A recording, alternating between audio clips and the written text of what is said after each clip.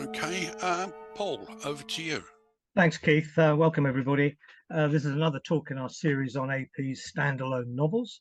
I'm delighted to introduce Colin Donald, who's going to be talking to us about Oh, How the Wheel Becomes It. Colin is a trustee of the Society, based in Stirling in Scotland. He's been a regular contributor to the Society's publications and conferences over the years.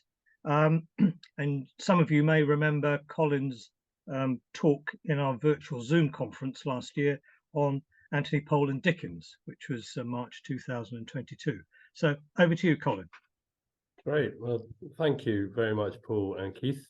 I hope everyone can hear me okay.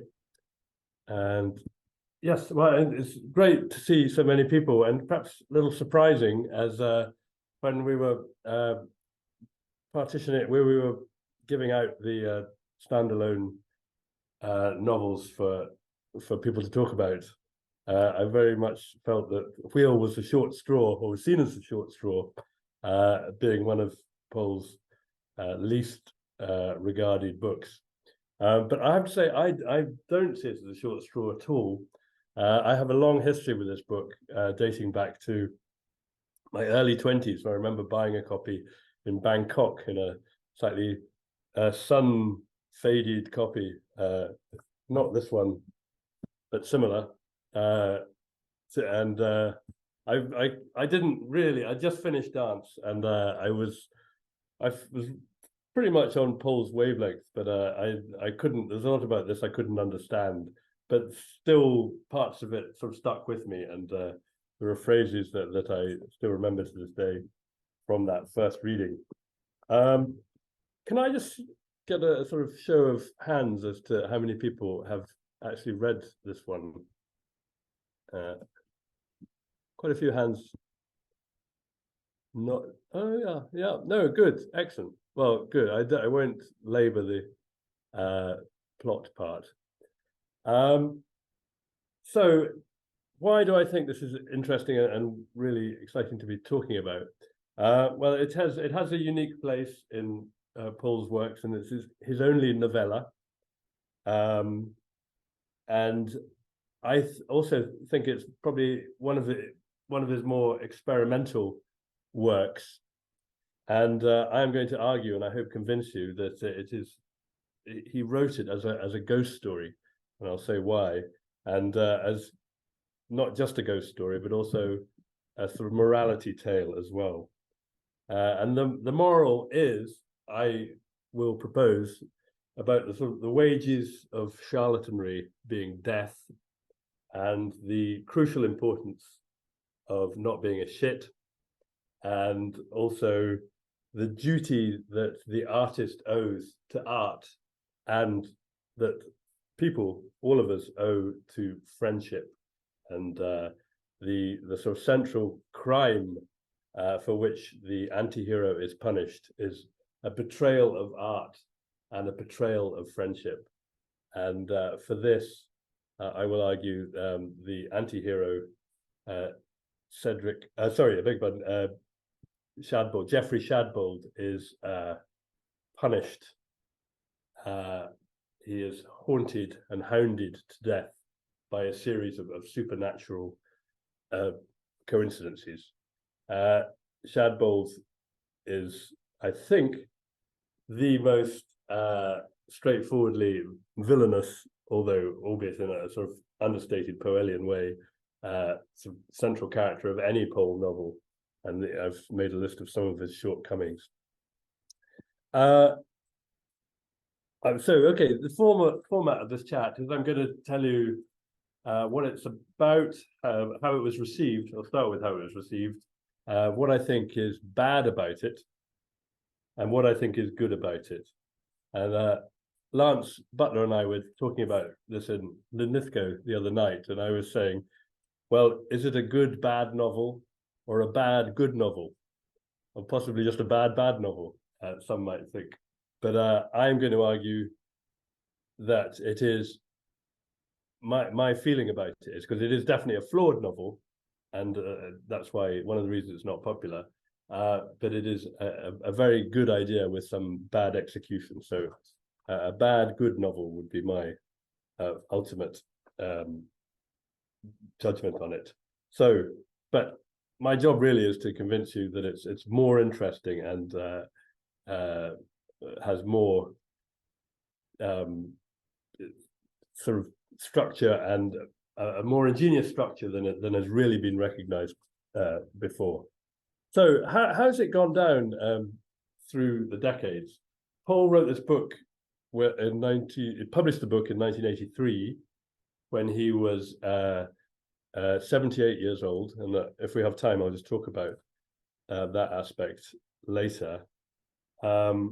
It's the only novel, actually, I'm not sure if it is, and he might have done the same with The Fisher King, but it was the first novel that he recorded the act of writing in his journals, and it's quite interesting to see that he sort of changed the characters' names from, was it Forrester or something? I can check that later, sorry. He changed the characters' names before deciding on Shadbold and Winterwade. Winterwade, incidentally, a name he found in the Doomsday Book, which is a source of names for him generally. How did it go down? Well, he himself recorded that the critics absolutely hated it, and that although there's plenty of good sort of critical comment on the back of the paperback edition, I think he did get a lot of adverse comment as well. Nick Burns, in his summary, Understanding Anthony Powell, suggested it has never been properly understood. Hilary Sperling, to whom the book is dedicated, so obviously she's required to be quite polite about it, is somewhat guarded, and in her biography of Powell, she gives it fairly short shrift and calls it short, slight, and as cryptic as its title. And I'll come on to the title in a minute. Alan Massey, a great Powell critic, says some very nice things about it on the cover, on the back rather. It deals beautifully with the vagaries of the sexual imagination, a treat for many Powell addicts. Well, he said that at the time, but I saw him in the summer at the Borders Book Festival, and on reflection, he said he found it fairly forced. Our very own Robin Bino, who sadly not present at the moment, absolutely hates it. He said all the characters are horrible. He thinks the title is borderline insane, and he says that the opening pages are as turgid as anything this side of Noam Chomsky. So that's not very complimentary, but the ultimate critic of the novel was Kingsley Amis, to whom I will argue that some of the themes of the novel are quite similar to Kingsley Amis's far better regarded novel of 3 years later called The Old Devils. Anyway, have a read of what Kingsley Amis said about it in his letters to Philip Larkin, I think it was. He's not that. By the way, that's Amis making his sex life in ancient Rome face. In case you're wondering, he really didn't think it worked as a novel, and plenty of others have agreed with him. So, what's the story? Well, as I said previously, we're talking about a anti-hero, Geoffrey Shadbold, and who is looking back to his friendship, pre-war friendship, with a contemporary called Cedric Winterwade, with whom he was an intimate friend, perhaps a very intimate friend. That kind of dubitative aspect is present throughout the novel, and a classic Powellian technique, which I've talked about before in talks, that there's a lot of some say, he said, she said sort of thing. So they had this good friendship that was somewhat challenged when Winterwade published a novel which was a success, which goes under the splendid title of The Welsons of Omdurman Terrace, a name that I absolutely love and one of the many sticky things about the book. But the important point about Cedric Winterwade was that both Winterwade and Shadbold were after the same girl, although Shadbold didn't know this at the time. Shadbold was chasing this woman, a voracious man-eater called Isolde Upjohn. Isolde, note, it's like ironic use of that heroine's name.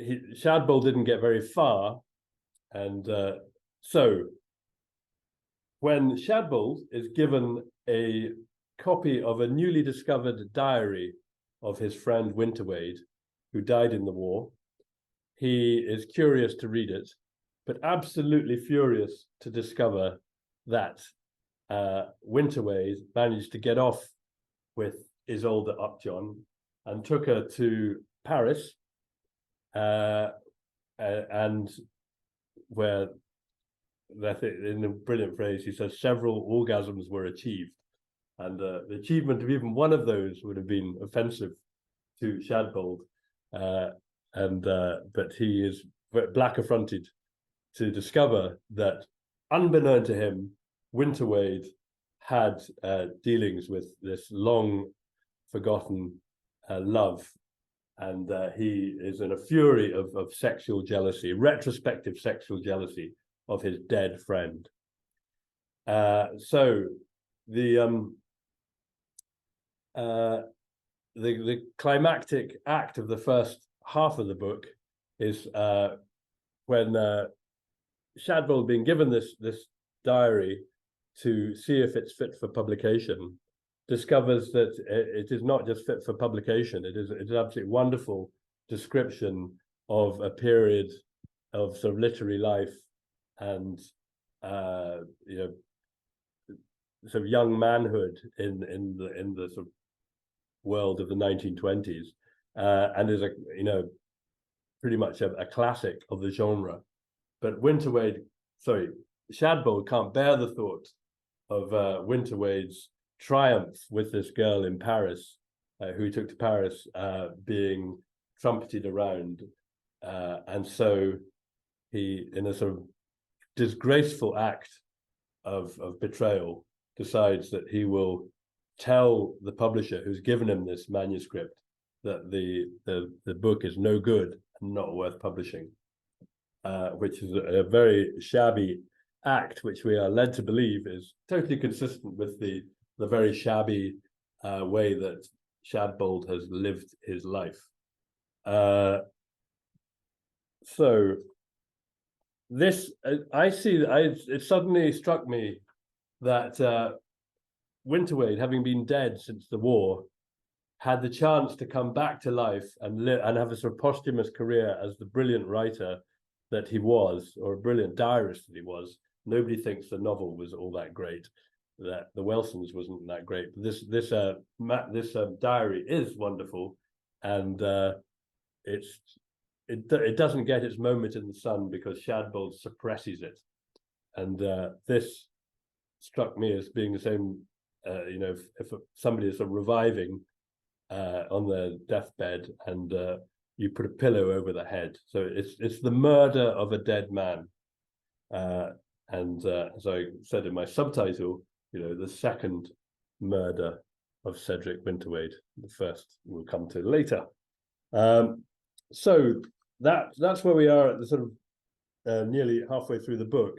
The rest of the book is, I put it to you, based loosely and ironically on A Christmas Carol, in in that Shadbold is then visited by a series of not actual ghosts, but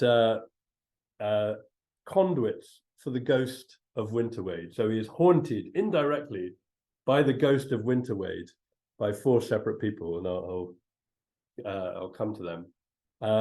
Those of you who are at my Dickens talk might remember that Christmas Carol was a great Powellian favourite, and the Powell's sons told me that it was one that he thoroughly enjoyed reading to them, and there's lots of allusions to it in his diaries. So that strengthens what case I have. So let's go through the ghosts, which are part of the plot. The first sort of mouthpiece for the ghost of Winterwade is a ghastly academic called Horace Grigham, who is Shadbold's wife's first husband, and by amazing coincidence, when Shadbold goes to give a talk at his sort of red brick university, Horace Grigham brings up Winterwade's long forgotten novel, The Welsons, and says he wants to sort of put it through the mill of sort of postmodernist deconstruction, and this is annoying to Shadbold, who had hoped to just forget about Winterwade, and he is rudely reminded by the ghastly Grigham, who is a great Powellian grotesque, by the way, and his with an even more ghastly wife. Number 2 is the sorry, just to underline, massive coincidence. Nobody's talked about Winterwade for years. Suddenly, he's being held up as a possible meat for the sort of mincing machine of academic waffle. Second one is the heroine of the protagonist's youth, Isolde Upjohn, and by an even more amazing coincidence, happens to be staying at the inn local to Shadbold, and happens to have heard his name from the proprietor, and happens to be writing a book of memoirs of the 20s. And as Shadbold has some name as a critic, she thinks it would be a good idea to get him to write the preface. So she drops in, having not seen Shadbold for 3-4 decades, and having been much married. So Isolde Upjohn, now called Mrs. Abdullah, who is one of the great. She's one of the great things about the novel, a sort of classic Powellian vamp in her, sort of drawling and sophisticated style of speech, and dress in her raspberry trouser suit sticks in my mind. Anyway, she is another very unwelcome reminder of Winterwade, which Shadbold obviously doesn't look for and tries to get rid of her, but he can't, because being that kind of character, she gets her own way. This leads to the third coincidence, and possibly the least credible of all. It so happens that while Isolde Upjohn is visiting Shadbold, there's a TV documentary maker, or sort of TV personality, somewhat vague, I'll come back to that vague aspect, who has been booked to make an interview program with Shadbold, and he arrives on the wrong day, although he says it's the right day, and sees Mrs. Abdullah / Isolde Upjohn and says, "Oh, you must come and join my program." And so this chap called Rod Cubbage, who is another Powellian grotesque, and is probably based on somebody, not Melvin Bragg, but probably some sub Melvin Bragg type character of Pole's, day who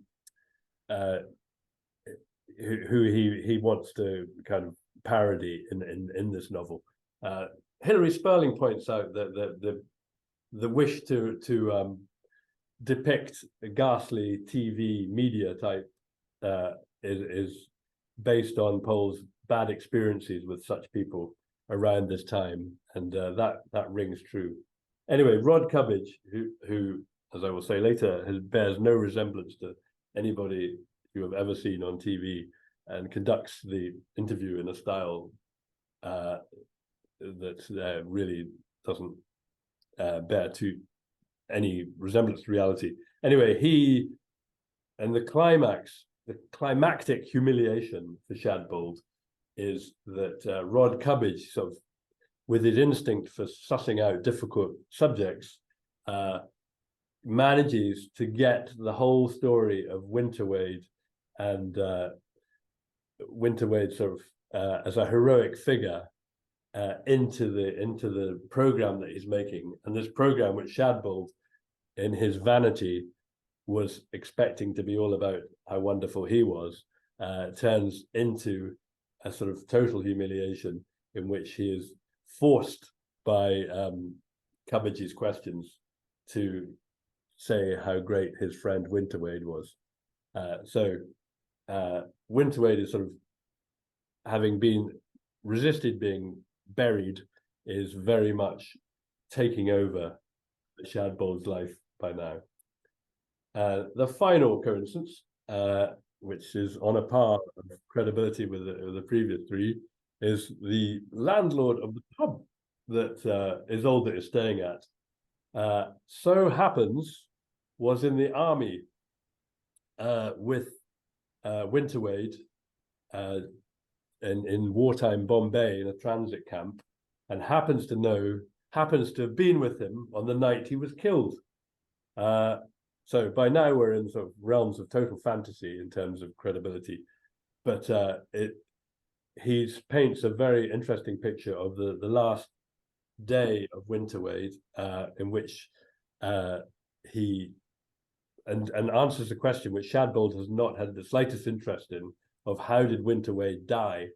And it turns out that Winterwade accompanied some of the men on a trip to Grant Road, which was the red light district of Bombay, and not because he wanted a Donald Duck, as Major Crowther, this character, calls it, but because he wanted to have a look-see.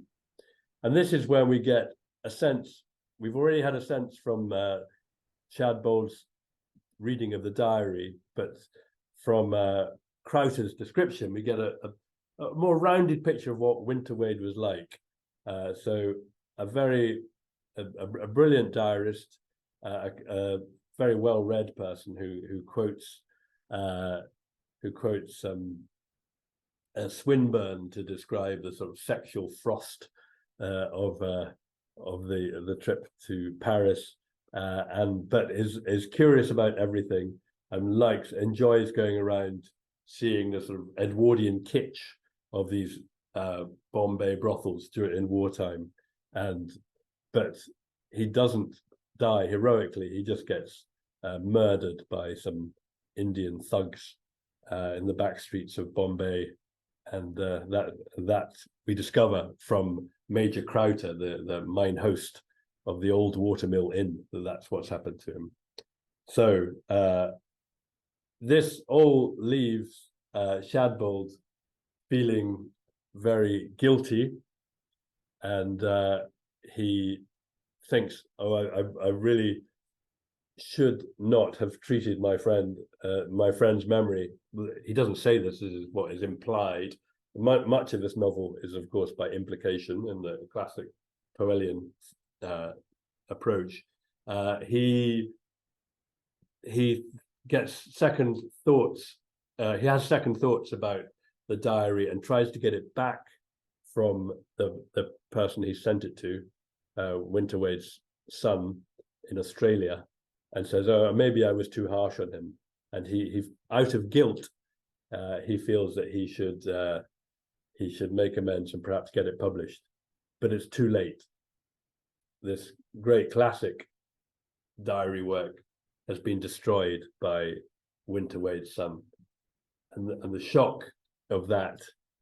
The chapter ends saying, "Actually, I don't feel too well, and I must go home." And the next chapter is Shadbolt's funeral. So he has paid the price of his betrayal. Okay, I'm going to now focus on what people don't like about it, or what I don't like about it, and I think from discussing it with others, they don't like about it either. I've talked about these coincidences as a sort of a fantasy aspect. I mean, coincidence, of course, is massive in A Dance to the Music of Time. Simon Barnes wrote a wonderful essay in a recent edition of the Secret Harmonies, which is ranking the coincidences with the sort of numbers of stars. And as I recall, the sort of number one 5-star plus sword coincidence was Stringham turning up as a mess waiter in Soldier's Art, is it? And which is, that the coincidences are in this book are at least as great as that. So we need to suspend our disbelief about that aspect, and I'm not counting that as a fault in the book.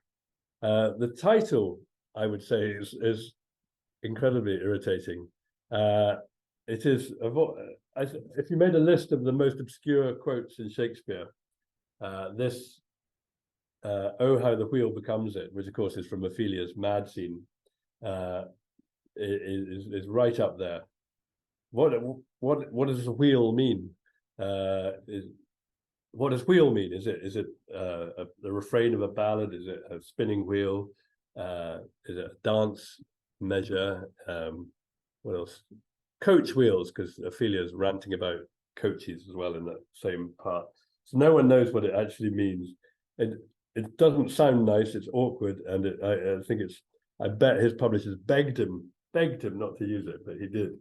And that is just one aspect of a sort of ponderousness about the book, and it is pretty well egged. Where's my list? Yeah, pretty well egged with literary quotation, and this is just. I bet this isn't comprehensive. A lot of 1890s references. That was something that Paul was very interested in at the time he was writing this. George Eliot. There was a quote to "May he join the choir invisible," which is, there's a lot of sort of play with quotations. That's interesting because as far as I know, the only reference or quotation or misquotation from George Eliot in the entire oeuvre of Anthony Powell. It's rich, but I'd argue that it was over rich, but that's a matter of taste, and perhaps some would list that in a what's good about it column rather than what's bad about it. And I think for people like me who are not massively well read in some of these obscure people, John Davidson, for example, I didn't know about that, but I'm glad I do know. I'll come back to him perhaps. Earl Lavender, which Paul ends the book with, is wonderful. But it's just wonderful for people like me to have access to Google, because it transforms the reading of a book like this. So we've got a lot to thank AI for, I think, as Paul students, because he's writing at a time. This is an accumulation. In his late 70s, the massive knowledge and experience of reading is being packed into this, thin volume. So it is a rich brew, I would argue. So that doesn't sound like a fault at all. I would say a fault is a certain ponderousness and there's some jokes that are quite clever, but they're not very funny. And I slightly imagine him sort of jotting these down in his notebooks and being determined to bring them up in put them in the novel. For example, the one about sorry, I didn't say. Shadbold's wife writes detective novels, and she's writing one called Culture Code of Samphire, which is about a murder in a university campus. And the reason it's called Culture Code of Samphire is that it's about the murder of a male prostitute. And there is a line in King Lear, which you may remember, when he talks about somebody gathering samphire, dreadful trade. So the sort of gay dons, recondite gay dons are calling this rent boy Samphire because he's dreadful trade. Get it? There's another bit when he talks about when he's getting cross with his wife. Shadbold says that this chop he's eating has a texture like the dry salvages. I suppose that's quite funny, but it's not exactly ha ha ha funny. But there are funnier bits than that. I will come to them. What else? Sorry, can I just quote from Earl Lavender, because it is rather lovely. This is on the last pages. Though our thoughts turn ever doomwards, though our sun is well nigh set, though our century totters tombwards, we may laugh a little yet. That's a great quote to end the book on. Sorry, that's totally out of place. Okay, but I'm coming to the biggest fault of all. Again, the Dickens fault that Powell went on about the most was his failure to convey properly how people earn a living and what they do and the reality of jobs, a basic realism. And there's a lot in this novel, as I've said before, I've hinted before, that really doesn't ring true at all. Shadbold himself is it's rather hard. I mean, Powell says he has no particular model. I think that is because nobody could have sort of survived on the lower slopes of literary hack work and become famous for it. So Shadbold isn't really believable. Rod Cubbage, as I've said, is totally anyone who knows anything about TV documentaries or arts television would know that this sort of why would somebody who's interested in famous people be interviewing a sort of second-rate literary hack? It's totally incredible. And so, given that is the sort of climax of the book, the Rod Cubbage interview, that's quite a serious fault with the book. So okay, that's a summary of what I don't like about it, or why I think that it's a bad good novel. It's because he can't get these things right.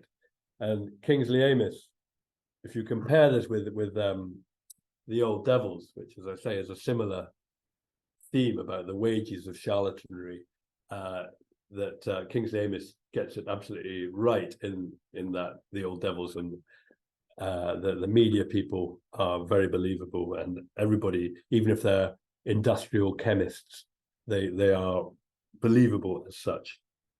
So okay, I'm going to finish up by saying what is good about it, why I think it repays attention and repays a bit more study than it's really had.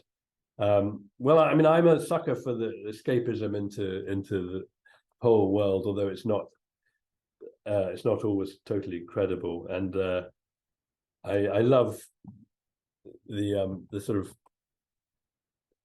random these kind of things. Shadbold's books are just wonderful. Trip the Pert Fairies as a title of a novel. I'm sure the better read of you will recognize that as a quote from Milton. Anyway, and something like the name of a printing press, the Fort Edua press, is just wonderful. It's so believable, the sort of 1930s sort of fancy publishers. So that this is all classic Powell stuff. The pastiche is wonderful. The book titles are pastiche. The Welsons of Omdurman Terrace is a brilliant pastiche title of a sort of Gissing-esque novel, or H.G. Wells novel. The Shadball's justification for being a shit is also wonderful. Other phrases stick in my mind, like the one about how he still regarded himself as a relative stranger in the corridors of impotence. I've never forgotten that one. Oh yes, and when Shadbold's wife talks about her previous husband, Paul says, or the narrator says, Prudence had once or twice hinted that being in bed with Horace was by no means plain sailing. I love that. So the unforgettable phrases that have been sort of rolling around in my head for decades. But really, what I've talked about Isolde Upjohn, one of the last great Powellian vamp, a wonderful character. The central idea of jealousy of the dead and the murder of the dead, I think is a brilliant idea, even if it doesn't quite come off because of the problems that I see in the sort of denouement. And there is a touch of Powell can be quite macabre.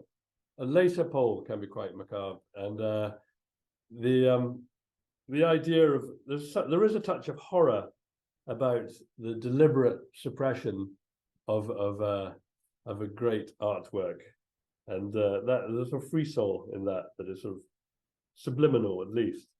But I'm going to finish up by saying that I'm presuming, well, Powell was 78. I'm presuming he felt this was going to be his last fictional word, and that makes me think that he wanted to pack quite a powerful message into it.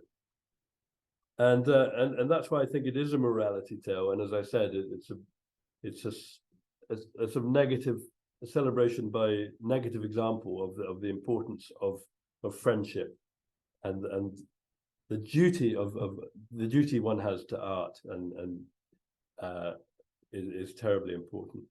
But I think I find Winterwade to be, he's a totally offstage character. We just get glimpses of what he wrote from his diaries, and then we get the story told through the sort of genial mine host character at the end, and we learn about his sort of slightly sordid death. But let's not forget to talk about these quickly. Yeah, sorry. This is. Can I draw your attention to this? This is the moment when Shadbold decides to suppress the diary, and I love that. That would have been there was not danger of the Winterwade diary taking its place as a minor classic, becoming a household word. That would have been painful. Would have been a painful thought had it been necessary to ponder. He doesn't. By this stage in his life, he's so adept at and corrupt that he doesn't even sort of worry about such things. Oh yes, and another great thing not to be forgotten is this wonderful Powellian comedy of Register. The use of those words, unornamental appearance, was in no way indemnified by amiability of manner. That's absolutely, that's from Powell's greatest hits literary comedy tricks, and so there are flashes of the master in his traditional form. But anyway, I think that we end up with a story in which the bad Shadbold dies unhappily, really, a sort of seedy, in seedy old age, sort of has-been literary critic who really cares about power and one-upmanship and still harbors grudges against old friends decades after their death. Oh yes, avoided the war. That's a very important thing we might talk about in discussion. So the bad Shadbold dies unhappily, and the good Winter Wade dies, if not happily, because he was murdered by robbers, but he dies in uniform in the prime of his life, doing what he enjoyed, which is sort of going around, sort of contemplating new experiences, so in a way, it's, although he doesn't die in battle as Shadbold was worried that he would turn out to have done. It is, in some ways, it's a good death, and so as Miss Prism tells us, the bad die unhappy. The bad live unhappily, and the good live happily, and that is what fiction means. So with that, I will hand over for questions. Thank you, Colin. Very interesting. Very interesting. Okay, could you take your slides off, yes, please, absolutely. Colin, and share? Then I can see everybody more easily on the screen. Right. If you want to talk, please raise your hand. Use the button, and you can unmute yourself when invited, either with, I think is it Alt and A, which will toggle your mute on and off, or just press and hold the space bar, which will unmute you while you press it. And Lance has already got his hand up. Lance. Yes, thanks very much, Colin. That was marvellous. I think I enjoyed your talk slightly more than I enjoyed the novel. You brought out all the good bits of it and explained it so well. I mean, everybody becomes a caricature of themselves. And I think we've all had to read this novel in a sort of stereophonic way, with, on the one hand, our knowledge and our admiration for Anthony Powell, just really right up there. And on the other hand, this text that we have to read alongside it. So I was constantly trying to forgive him. I'm not going to go on because there are a million things I could say, but I thought, if you'll all forgive me, I wanted to read out the first sentence of this novel, which I think is grammatically incorrect. And it's Powell trying to do something he often does, which is omit certain words to create an impression of thought. But actually, it's utterly incoherent, especially since it's trying to explain something none of us can understand anyway, namely the title of the novel. Can I do that? In one or other of G.H. Shadbold's 2 published notebooks, at the beginning of the novel, Beyond Narcissus and the Reticences of Thersites, a short entry appears as to the likelihood of Ophelia's enigmatic cry, "Oh, how the wheel becomes it," referring to the chorus or burden, a down, in the ballad quoted by her a moment before, comma, the aptness she sees in the refrain. Now, the antecedent of that object, the aptness she sees in the refrain, is not apparent. In fact, it's an incomprehensible sentence. That puts you off from the start. Mm. Yeah, absolutely. I'm so glad you read that out, Lance, because it must be the worst opening sentence in literature. It's so that's why it is not a new readers start here book by any means. I know. Yeah. Okay, Nick.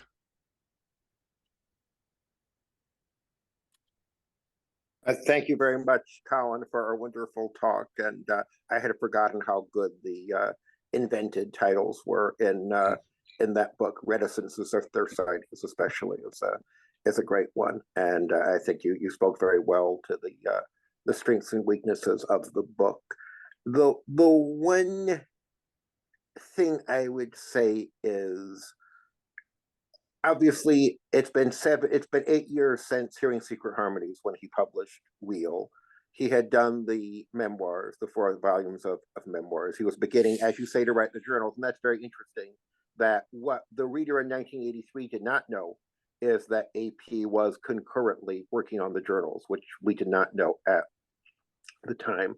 And you do see some rustiness maybe in getting back into novel writing mode.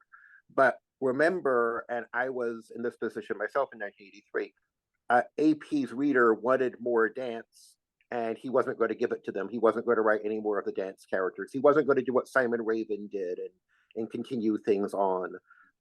And instead, I think Shadbolt is very deliberately a kind of Jenkins Monkey, because virtually all of Jenkins' virtues are inverted. Jenkins fought in the war, or attempted to, was not permitted to fight in the war, but he tried. He was in the army. He was a good friend. He was altruistic. He was self-effacing. And Shadbolt is kind of an inversion of the worst aspect of Jenkins, but maybe are things Jenkins had in him but didn't let come to the surface. And I find that interesting. And obviously, I mean, the Shadbolt Winterwade dynamic is not unreminiscent of the Jenkins Liverpool dynamic, put in another form. And I thought psychologically that is interesting.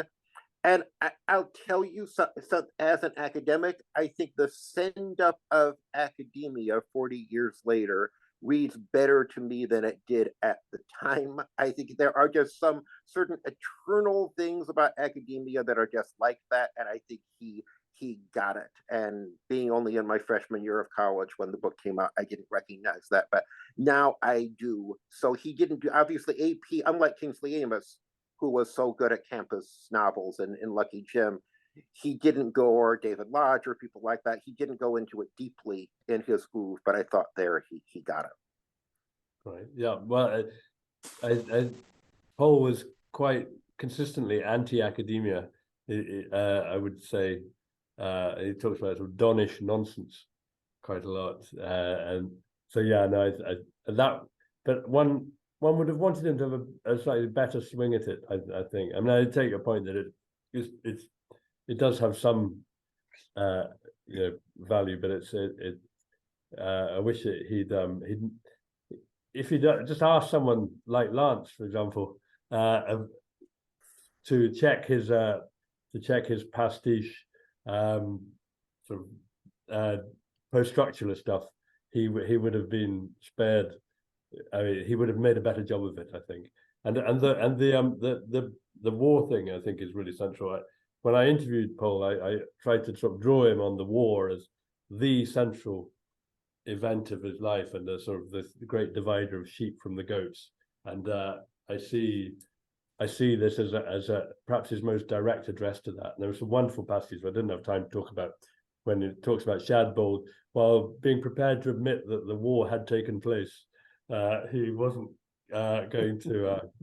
He wasn't prepared to indulge people's reminiscences of it, and he sort of avoided the war in the most craven way. Whereas Winterwade joined up because he wanted to be part of the action, and he thought that was, part of being a man of his age was serving in that way, which I think Paul took very seriously. And he hated people like Auden, who ran off with his boyfriend to America, as he puts it.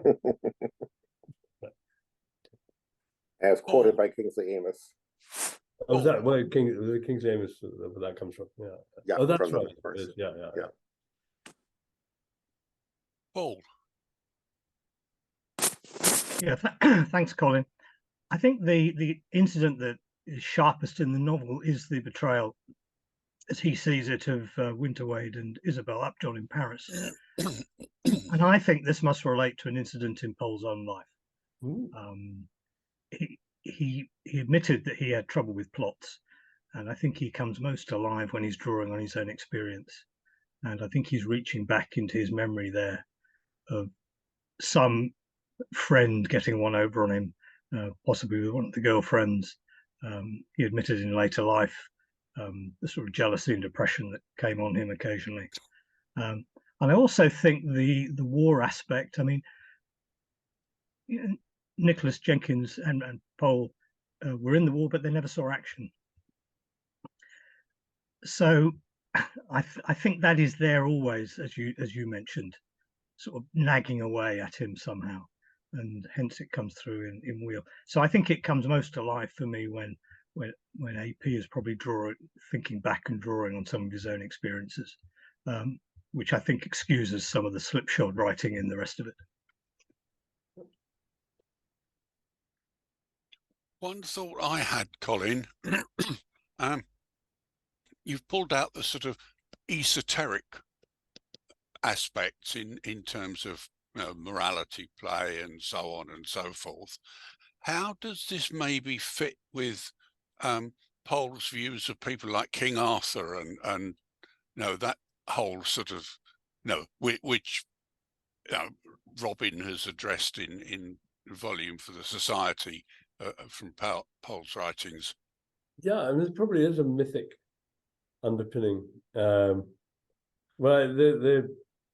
but ironic.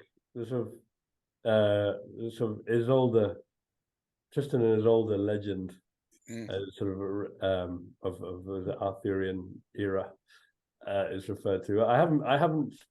Others more erudite than me probably have seen sort of archetype, mythic, romantic archetypes or in the novel, but no, my big archetype idea is A Christmas Carol, which I don't know if I've convinced people of, but I believe it. But anybody want to have a go at possible Arthurian antecedents? Or... All right, while everybody thinks about that one, Jeff.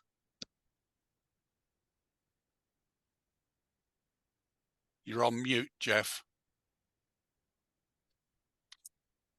Thank you, Colin. I really enjoyed that. I read the novel again about 6 months ago when your talk was first scheduled. So I had been a little rusty on it, but I think you're right. It's a rubbish ending, and the title's even worse. And I wondered if, when you were going through the notebooks, which I haven't tried myself, you could see that there had been any sort of blowback from the publisher to change the title and do something about the ending, or did the publisher just lie down and die and let the book go forward because he didn't think it was worth fighting over? I didn't find anything about discussions with the publisher about it. Just the sort of first draft of the plot, which changed considerably from the description in the white volume of the journals. But yes, I just can't believe that any publisher would have liked that title. But I just think that it was Anthony Powell, and he was in his 80s. In his 70s, and you weren't going to argue with him. Can I just say a thing? Thanks, Jeff, for that question. But can I just say something about the age? It's a really interesting question. I didn't really have time to talk about it, but there aren't many novelists. There aren't many male novelists. There are a few female ones who are still writing readable novels in their 70s, so without being ageist, I think that is something to think about. That to have the energy to create this world is quite interesting, and that I see Mario Vargas Llosa, how we pronounce it, has just published a new book at the age of 89. What's it called? Sorry about it. I Give You My Tears or something. But it's pretty rare. I mean, Tolstoy was wrote something in his late 70s that called Haji Murat. Has anyone heard of that? I hadn't. Which is a sort of novella about the sort of Caucasian Muslims fighting the Russians. But it's pretty rare. So that's something. And of course, he went on to publish another book, Fisher King, a few years after. So it was pretty amazing. He had such longevity as a novelist. The only writer who I could think of who is credited with an Indian summer, however, is Philip Roth, who published a series of really great novels. But there's, in terms of old age artists, still Verdi is probably out there ahead, and possibly Ridley Scott, who's just made a well-received film about Napoleon in his 80s. So it's an interesting subject of art in old age. Sorry, that's a digression. But I don't know whether I can just say one thing I just wanted to bring in there is I've only just realized, of course, Poe is in the process, or has just been in the process of writing his own journals, which of course are not going to be as well received as That's the Music of Time. And this is a novel. Wheel is a novel which focuses on the betrayal of another writer's journals. I think he reveals. Sorry, I didn't realise that Nick or someone had brought that up earlier. It's so obvious now. Yeah, no, I totally missed that point. Thank you for raising it. Noreen. You're on mute. Going back to the awful title, and yes, it is. I think it's a terrible stumbling block. It's a dislocator in Hamlet, in the play. I feel, it throws you off balance in the play. Are we meant to construe that Shadbolt is maybe descending into madness? I was interested that you had the illustration of the Wheel of Fortune. Yes. And then thought, whom the gods wish to destroy, they first make mad. Are we supposed, I wonder, to think that Shadbolt is going mad? I think we are. I think we are supposed to assume that he's been taunted into a sort of a form of madness. Yes, a sort of pent up wave of a long overdue punishment for a life of shabby behavior. And I think he does. I think the realization of where he's come to it kills him. Yes, this is maybe a horror story, in fact, rather than a ghost story, or yes, as well yes, as M.R. James, actually, I suppose, who combines both. Absolutely. Well, Paul was a great lover of ghost stories and horror stories. Well, if you think of something like A Turn of the Screw, which he loves, that is a horror story as well as a ghost story, I think. And that's a book he really loved. He also loved Kingsley Amis's The Green Man, also has horrific, great novel, has horrific aspects as well. And I think he admired M.R. James as well. Did he? I couldn't. Well, James was there in the Etonian background. He was. I forget what position of responsibility he had at Eton, but he did. So yeah, and I think a lot of the boys at the school did actually read James's ghost stories, and they are quite horrific. Right. Yeah. I mean, if I'd been a diligent academic, I would have sort of researched a bit more on the theory of ghost stories. I don't know if there is a body of work on that, but it's, when I do the paper that when I sort of buff up the paper, which I'm showing you I've actually done, I will try and get a bit of that theoretical background in there as to what a ghost story is meant to be. And M.R. James, obviously, the greatest exponent of that. I don't think he even talked about him in his critical books.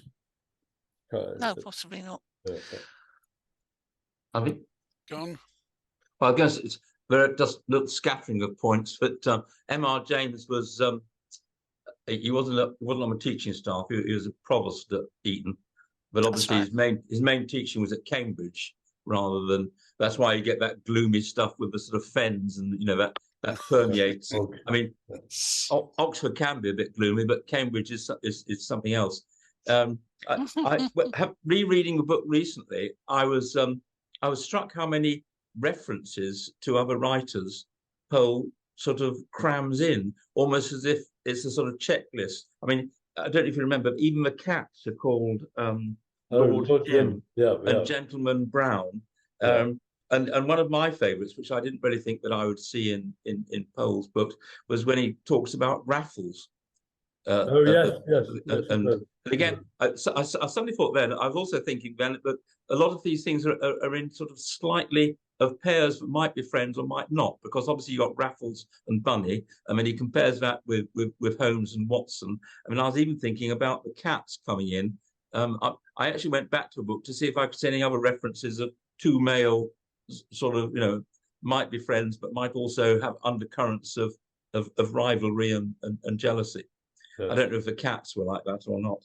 And just another minor point, it's quite interesting that the actual name is it, as you pointed out, is very old. But the actual family is Wentworth, the noble family of Winterwade, and comes from a village of Wentworth, which obviously is a name that Powell liked to use, with Baby Wentworth in the other books. And I said they're rather random points, but interesting. I mean, they struck me when I was reading the book. And also, finally, I do think that the war question is very significant. I mean, in dance, you have somebody saying something about awfully chic to be killed, to be killed, and somebody else says, what a wonderful ring it has, missing in action.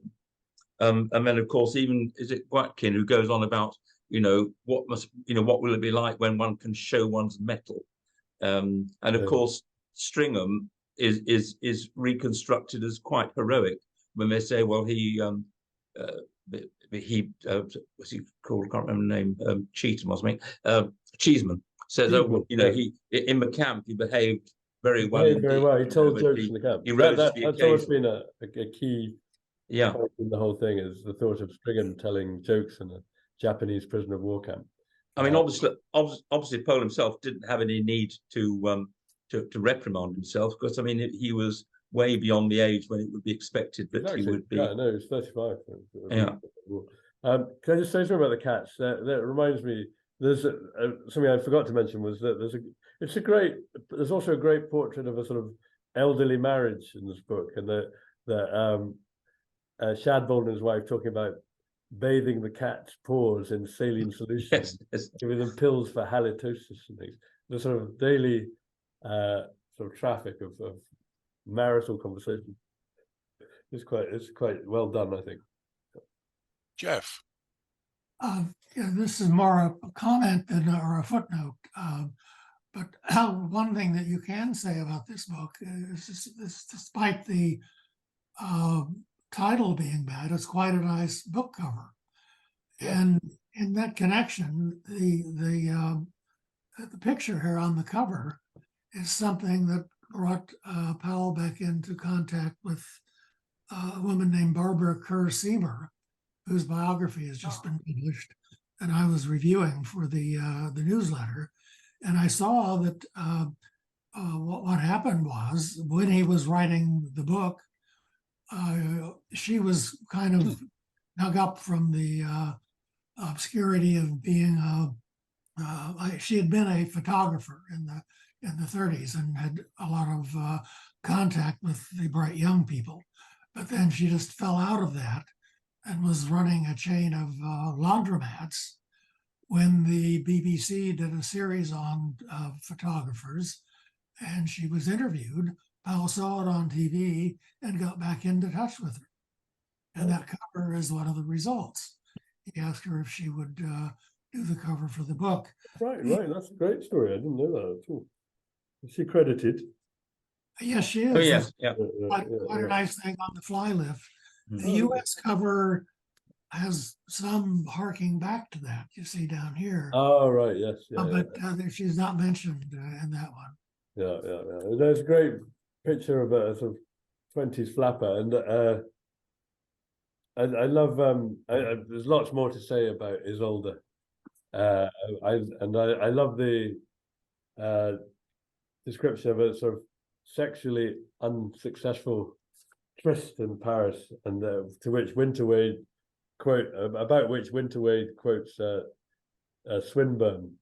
In Shushan toward Ecbatane, I wrought my joys with tears and pain. Is one of the many very good jokes that he makes, Winterwade, who, as I say, he's one of the more attractive Powellian heroes. Okay, it's 6:10. Hey, thanks everybody very much for tuning in, as I say, and thanks Nick, Patrick, and Sarah for your comments as well. Terrific. Okay, thank you everybody, and you. anybody I don't see before then, have a good Christmas and Happy New Year. Okay, thanks everybody. Bye. Bye. Bye. Bye. Bye.